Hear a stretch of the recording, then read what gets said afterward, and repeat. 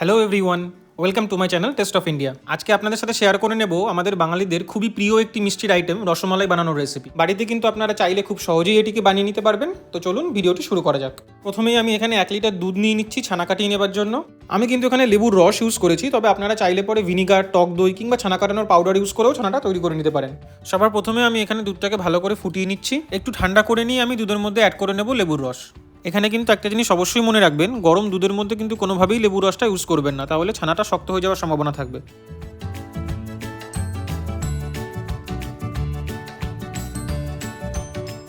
তো এখানে কিন্তু দেখতেই পাচ্ছেন ছানাটা আমাদের তৈরি হয়ে গেছে। এখন আমি একটি সুতির কাপড় ব্যবহার করে ছানা থেকে জলটাকে ঝরিয়ে নেব।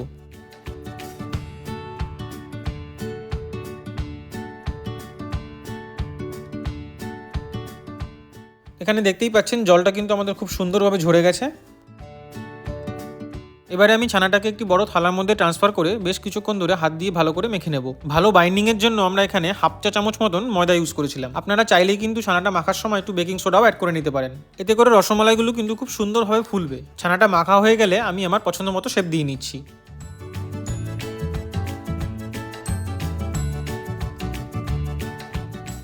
এবারে চিনির রস তৈরি করে নেবার জন্য আমি একটি বড় কড়াইতে দিয়ে নিচ্ছি 1 কাপ চিনি আর 3 কাপ জল।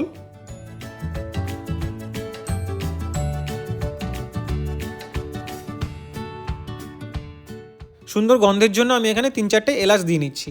এবারে চিনির রসটাকে আমি 10 মিনিট ধরে ফুটিয়ে নেব। তো আমাদের প্রায় তৈরি হয়ে এসছে। এবার আমি আগে থেকে তৈরি করে রাখা ছানার বলসগুলোকে এর মধ্যে দিয়ে নেব। এখানে কিন্তু একটা জিনিস অবশ্যই মনে রাখবেন, চিনির রসটা কিন্তু আমাদের একটু পাতলাই রাখতে হবে, যাতে করে ভেতরে ভালো করে ঢুকতে পারে।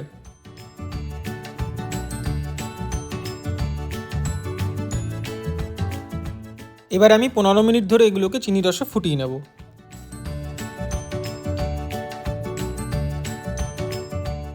এবারে আমি রসমালাইয়ের দুধটা তৈরি করে নেব।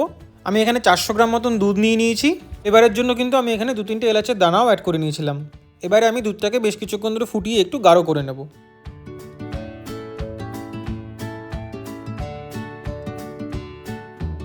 দুধ কিন্তু আমাদের প্রায় হয়ে এসছে। এবার আমি ছানার বলসগুলো থেকে ভালো করে রস চিপে দুধের মালাইয়ের মধ্যে দিয়ে নেব।